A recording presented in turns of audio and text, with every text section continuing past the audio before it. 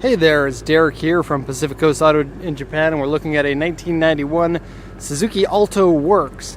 This is a four-wheel drive pseudo rally car. It is a cool little thing. 660cc turbocharged engine from the factory, puts out 64 horsepower. It is a little bit noisy around here. We got Subaru gang and Mark II gang all driving their noisy cars, so just give me a second. If it is loud, I'm sorry about that. This one was bought from a dealership here in Japan. Yes, if you want, you can buy a car from a dealer. We do 99% of our sales direct from the auction, but if you want to buy from a dealer for whatever reason, you can. The reasons why I would recommend it are if you're looking for a particular car that's hard to come at auction, or you want to get a car really quick, the dealers can get those cars to you and we can get them exported faster than, you know, waiting several weeks for a car to come up at auction if it is a rarer car, which this one sort of is. It's a four-wheel drive version.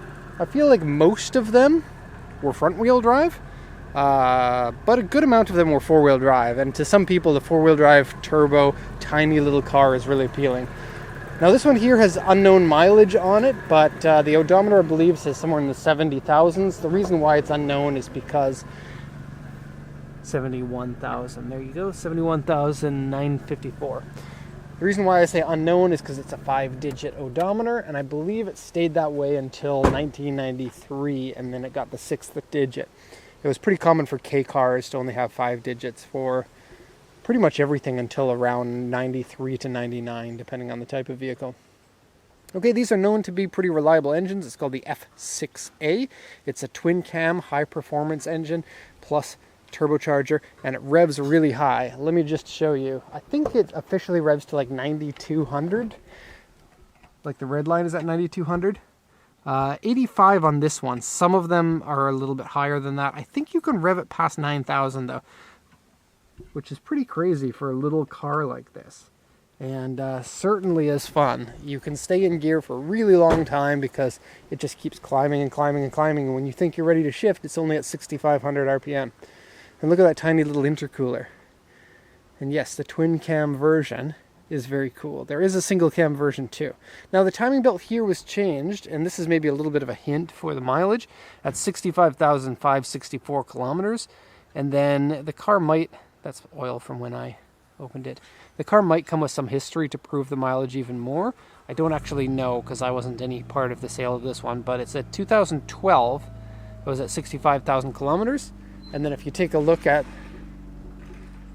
Evo 4 with an Evo 5 wing, let's not look at that.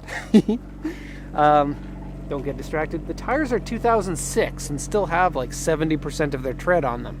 So I think it actually is 74,000 kilometers. And then wheels look like Watanabe's, but I think that they are like BR Racing, which I'm not sure how they compare to Watanabe's, but they are a lightweight wheel design and they look great on the car with the two-tone navy and silver.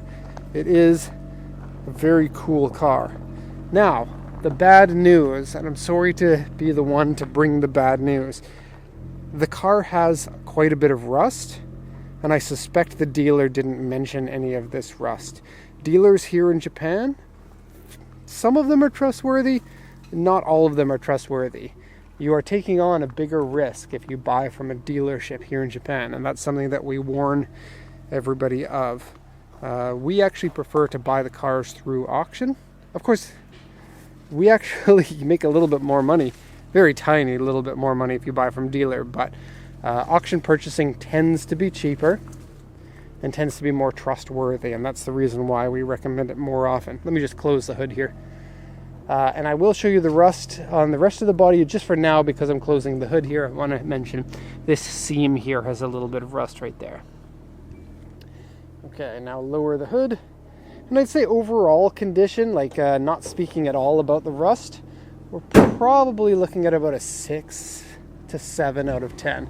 It is a really old vehicle, 31 years old, and so in that respect it's really not so bad, but it is a K car. K cars tend to have been built to cheaper standards, and because of that they tend to wear out faster. Anyway, let's take a look at some of the defects. That's a functional top mount intercooler, ducting. It looks really cool. I love the look of these. That's why I've owned one in the past and I adored it, and we actually used it for racing. A lot of fun. Love the front end here, very low to the ground, and the car certainly looks unique on the road around a whole bunch of other large vehicles. Something like this is nippy and super fun to drive, and I'd like to try driving a four-wheel drive one. Ours was a front-wheel drive one, which I preferred to get because we were taking it racing, and four-wheel drive while racing, I guess, requires technique that I don't know how to do. We have an Impreza, I don't know, you've probably seen it, and we have taken that one racing, and I found it way more difficult than either front wheel drive or rear wheel drive to race. So we got a rock chip here. The front bumper has a number of flex cracks in basic areas here, a lot of them back here, some here, and I love the offset intake for the radiator. Like a Honda, the radiator is only on one side, so you get like a plate is offset to give more room for the radiator here and another radiator vent. Functional venting, for sure. Okay, it has a scuff here. Maybe a little bit of paint fade in some areas, like the top of this fender. It's not really stand out. Coming down here, a bit of paint fade on the silver section there, here and here. A couple of scratches here. And I did another video that we call the side panel check, where we check these things in more detail. The tint coming off a little bit. Aristo sounds so good. We got Mike here taking cars out because we're trading a low Skyline to get lifted. Peeling paint on the top of the bumper here as well. Some scratches in the back here. Rear wiper's been removed. Paint fade on the top of the wing here. Also paint blend mark there, and then two paint blend marks on this side, one here and one here. And then the top spoiler, I love this. I think it's factory. Back doors spoiler with high mount stop lamp, and it's true, there is a high mount stop lamp. I think the top spoiler is actually going to be a little bit functional because it helps to have a lip like that, a sharper lip on the end. The bottom one, that's got to be purely aesthetical. There's going to be no air in that location. It can be used as a handle, though, to open up your trunk.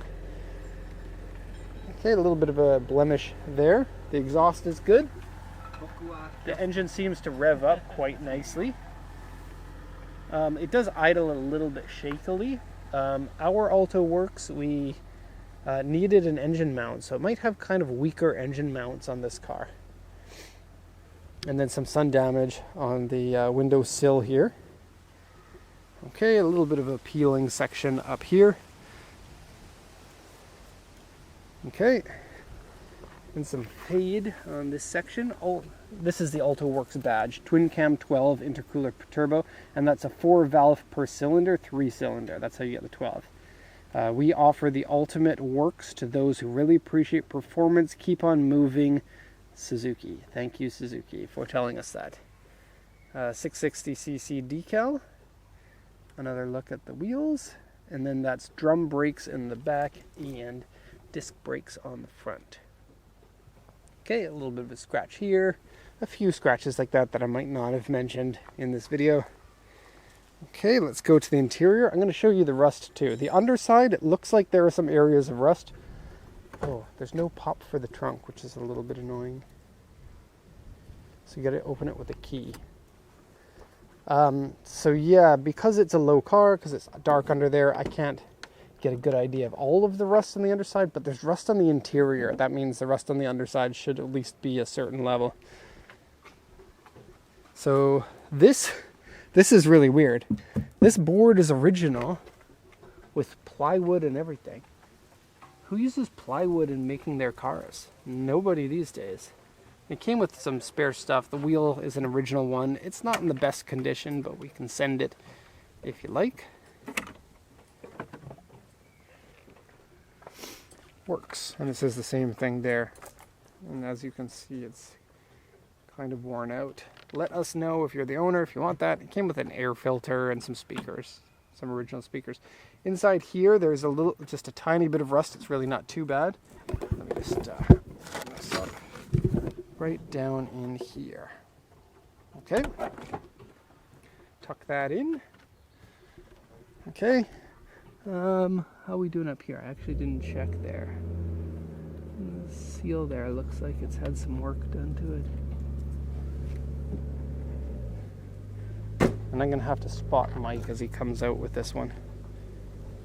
So you're going to be part of the Pacific Coast Auto crew as we make sure that that car can come out. Okay, aftermarket wooden steering wheel.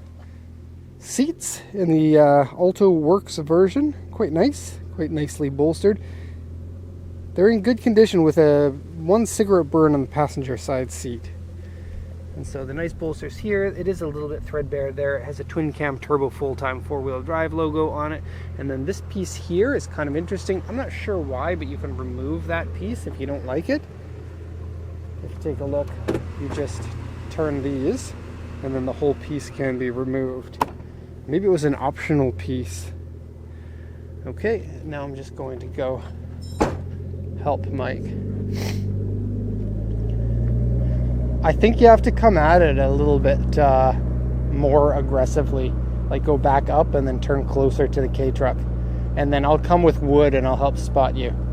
Is this one okay for like the smooth ramp or not really? What do you mean the smooth ramp? I want to get my front wheels on like this section. But maybe it's too steep. No, I think it's too steep.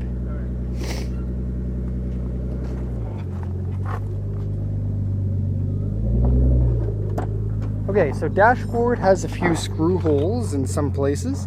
There's 1, 2, 3, 4 here, and the exact same on the other side. I think speakers must have been installed in it. Somebody painted some white around the gauge hood and the steering column. Okay, they also did this section down here. That's not original. The car's obviously been smoked in because there's a cigarette burn right in here. Okay, the shifter works fine. It has an aftermarket head unit that doesn't actually work. And then the AC doesn't work. And then there's a turbo timer here. Adjustable, what is that, tilt steering? Hold on a sec, let me spot the front. Okay, you're good? Wait. I think that's all you get. Go slowly? No.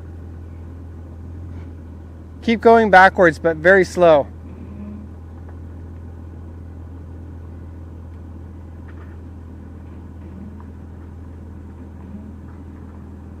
I think you're good. Okay, wait. You're just touching some rocks. Let me give you a piece of wood.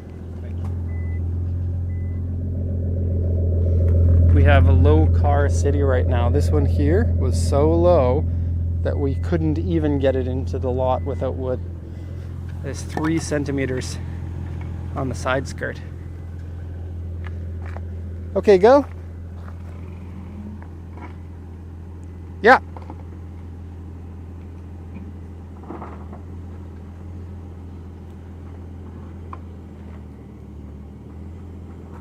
And you're good. Cool. Okay, now we want to talk about rust with this one. First off, let's show you the rear seats. So, not huge, not that small considering how tiny the car is. Bigger than an Austin Mini, I would say. The rear board is in here. Now you pull this up, there's some repairs from rust here. Looks like a while ago it was done. Done by a different person from some of the other areas. Okay, now for some reason there's no carpet in here. You just pop this out. There's a mat, but no carpet. See? Corrosion repairs there. It started to rust a little bit more than just the repairs. The exact same thing here. Okay, you can see the repair, it's big. They also put this mat down, and it looks like there's some rust underneath. That's not original. Some sort of a mat is put on, and it's like heat put in. You can pull it up with a screwdriver. You might have to do some more repairs in that section. And you got a bit of corrosion there. Seeing something like this, now I wasn't part of the sales of this vehicle. I don't know what the dealer said in particular. But geez, like, if they didn't say anything about the corrosion, that is really low. And beyond that, like, I don't know. Like, why even sell a car like that? Fix it up. You're a dealer. That's your job, to fix things up. Look at this one. And then pull this out, and we have a little bit more up here. If you buy something like this from auction, they should be mentioning that. Unfortunately, there is some instance of auctions missing corrosion, but at least there's a benefit of a doubt there. The auction makes the same money whether they sell a car with corrosion or not. A dealer stands to make a profit if they sell a car without corrosion. This always leaves me wondering, are they missing that on purpose? Conveniently not mentioning it. Put this back in. And it looks like these have been in here for a while because of these. Okay. And I think, oh yeah, there's also rust here that has been repaired. So there might be some under the side skirt too. And same thing here that's been repaired, but you can see it's cracking again. Okay, I think there's some down here too. Yeah. Right there. So the rust is not beyond the state of repair. If it was mentioned, that's fine. If it wasn't mentioned, tisk tisk to the dealer. And one thing I really got to mention, all dealers in Japan will never give a warranty to another dealer. They just won't. And so anytime that you purchase, the rule is, if you don't like that rule, then you don't buy from a dealer. And so something like this, we absolutely can't get a claim on, unfortunately. Okay, so that's going to be all for this one. If you have any questions, please feel free to ask. Thank you so much for watching, and have a nice day.